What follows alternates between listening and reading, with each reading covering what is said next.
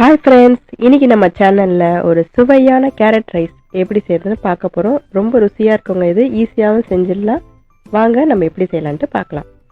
First வந்துட்டு ஒரு பேனில் ஆயில் சேர்த்துக்கோங்க. அதாவது வந்துட்டு 1/4 கப் அளவுக்கு ஆயில் சேர்த்துக்கோங்க. பட்டை சேர்த்துருங்க. அதுக்கப்புறமா வந்துட்டு லவங்கம், பிரிஞ்சி இலை, ஏலக்காய் இதெல்லாம் ஆட் பண்ணிக்கோங்க. ஒரு 15 அளவுக்கு முந்திரி சேர்த்துக்கோங்க. இதெல்லாம் வந்துட்டு கேரட் ரைஸ்க்கு ரொம்ப ருசி சேர்க்கும், அதுக்காக தான். ஸோ இந்த முந்திரியெல்லாம் வந்து கொஞ்சம் லைட்டாக ப்ரௌன் ஆகட்டும். இப்போ பாருங்கள், இந்த கலர் சேஞ்ச் ஆகிருக்கு இல்லையா, அந்த மாதிரி ஆகணும். இந்த நேரத்தில் வந்துட்டு நம்ம ஒரு வெங்காயம் சேர்த்துக்கலாம். கறிவேப்பிலை கொஞ்சம் சேர்த்துக்கோங்க.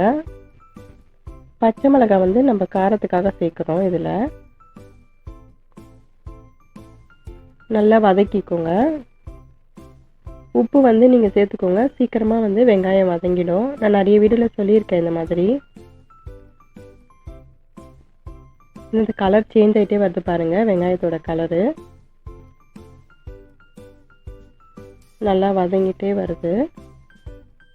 ஸோ பச்சை மிளகாய் வந்து நான் ஒரு 3 அளவுக்கு போடுறேன். உங்களுடைய காரத்துக்கு ஏற்ற போல் நீங்கள் இன்னும் 1-2 கூட ஆட் பண்ணிக்கலாம். இப்போ வந்துட்டு 1 கப் அளவுக்கு நான் துருவின கேரட்டை வந்துட்டு இதில் ஆட் பண்ணுறேங்க. நல்லா வந்து வதக்கிக்கோங்க. இந்த எண்ணெயில் தான் நம்ம வந்து கேரட்டை நல்லா வேக வைக்கணும். ஸோ அதனால் வந்து 1/4 கப்பு எண்ணெய் வந்துட்டு மிக்ஸ் பண்ணாமல் அதை வந்து நீங்கள் ஆட் பண்ணுங்கள் இதில். ஸோ அப்படியே நீங்கள் கலந்து விட்டுட்டே வந்துடுங்க. நல்லா வெந்துடுச்சு. இப்போ வந்துட்டு நம்ம ரைஸ் சேர்க்குறோம். இதில் ரைஸை வந்துட்டு நான் நல்லா குக் பண்ணி வச்சுருக்கேன். ஸோ இதில் ஆட் பண்ணிக்கலாம். நீங்கள் வந்துட்டு இதில் பாஸ்மதி ரைஸ் கூட சேர்க்கலாங்க. நான் வந்துட்டு ஆர்டினரி ரைஸ் தான் சேர்த்துருக்கேன். எப்படி வேணாலும் உங்கள் விருப்பம். இப்போ வந்துட்டு துருவின தேங்காய், இது வந்து பார்த்திங்கன்னா இந்த கேரட் ரைஸ்க்கு வந்துட்டு ரொம்ப ருசி கொடுக்குற ஒரு முக்கியமான இன்க்ரீடியன்ட்ஸுங்க. இது ஒரு 2 டேபிள் ஸ்பூன் அளவுக்கு ஃப்ரெஷ்ஷு கோகோனட்டு. ஸோ அதை வந்து ஆட் பண்ணிவிட்டு கலந்து விட்டுக்கோங்க. அதாவது வந்து இது கடைசியில் தான் ஆட் பண்ணணும். ஒரு 1/2 டீஸ்பூன் அளவுக்கு லெமன் ஜூஸ், இது நல்லா கலந்து விட்டுருங்க. உப்பு வந்து சரி பார்த்துட்டு கடைசியில் கொஞ்சமாக ஆட் பண்ணிக்கோங்க. ஸோ செம்மையாக இருக்குது பார்க்கவே. ருசியும் அதே மாதிரி தாங்க இருக்கும். கொத்தமல்லி தூவிக்கலாம் நம்ம.